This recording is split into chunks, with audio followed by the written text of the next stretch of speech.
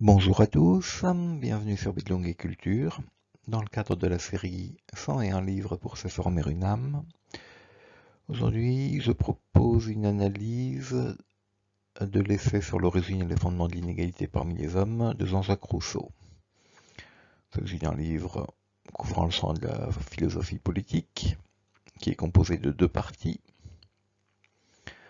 Son thème principal en est l'origine et les fondements de l'inégalité parmi les hommes.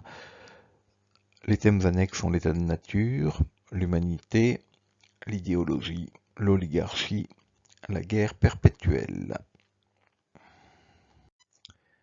Contexte historique. Au siècle des Lumières, il y a une remise en cause de l'autorité du pouvoir. La France est un pays continent et le pays le plus peuplé d'Europe. L'absolutisme royal s'effiloche et la voix de la bourgeoisie, qui cherche de plus en plus à s'émanciper, se fait peu à peu entendre. Le pays n'est pas encore sur la voie de l'industrialisation. Cependant, les progrès scientifiques et techniques commencent à apparaître, ce qui prépare lentement le passage à la révolution industrielle. L'encyclopédie de Diderot et d'Alembert sera une aide précieuse pour la transformation industrielle qui s'affichera un siècle plus tard. Rousseau, en tant qu'écrivain et philosophe, s'inscrit dans une logique de contestation à l'égard des autorités politiques. Il cherchera le bonheur, mais son champ pour établir ce bonheur sera toujours plus champêtre qu'industriel. Pourquoi le livre nous intéresse-t-il aujourd'hui? En une période où la montée des inégalités est de plus en plus flagrante, et où la différence entre les riches et les pauvres devient une forme évidente de discrimination, on ne peut que s'intéresser à un texte qui nomme correctement les choses, et refuse de camoufler l'opposition riche-pauvre derrière des vocables plus trompeurs. C'est cette opposition qui exprime les injustices présentes et à venir. Rousseau présente ainsi l'évolution nécessaire de la situation.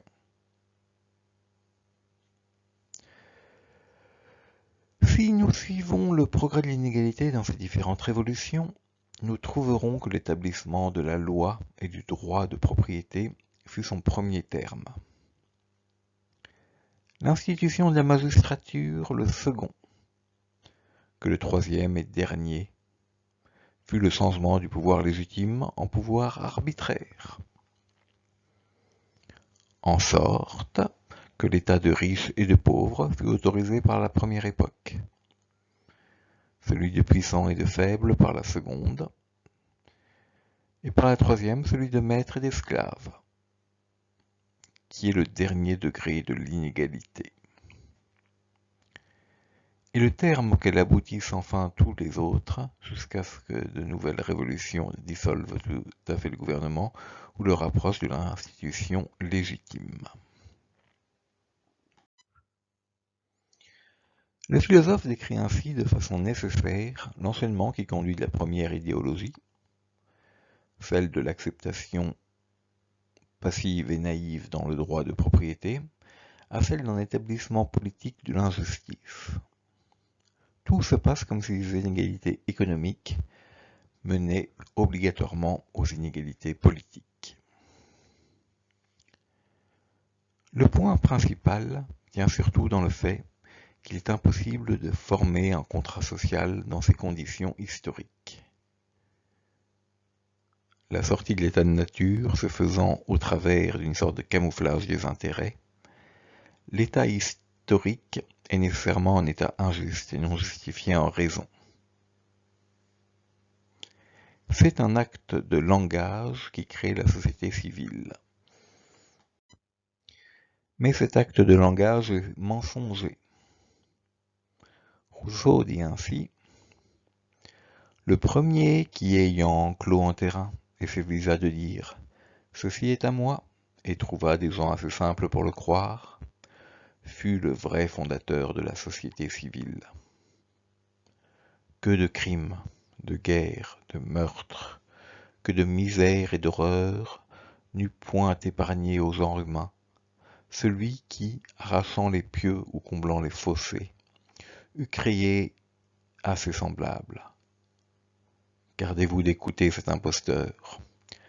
Vous êtes perdus si vous oubliez que les fruits sont à tous et que la terre n'est à personne. La structure est celle de la propriété. Mais la parole qui établit une telle structure est essentiellement mensongère. Le problème le plus général de l'ouvrage étant celui de savoir comment la maîtrise du langage permet d'établir une société juste, alors qu'à l'évidence, l'usage du langage est mensonger d'un point de vue historique. L'un des points importants de l'ouvrage consiste à contrer la rhétorique qui veut naturaliser les conflits, comme le veut l'idéologie hobbésienne, tandis que Rousseau soutient au contraire que la nature est exempte de telles choses qui n'ont été instituées qu'historiquement. On pourra faire remarquer que le pendant de toutes ces analyses et la suite d'entre elles peut être rattaché à un autre discours fondamental de Rousseau, qui sera le discours sur l'origine des langues.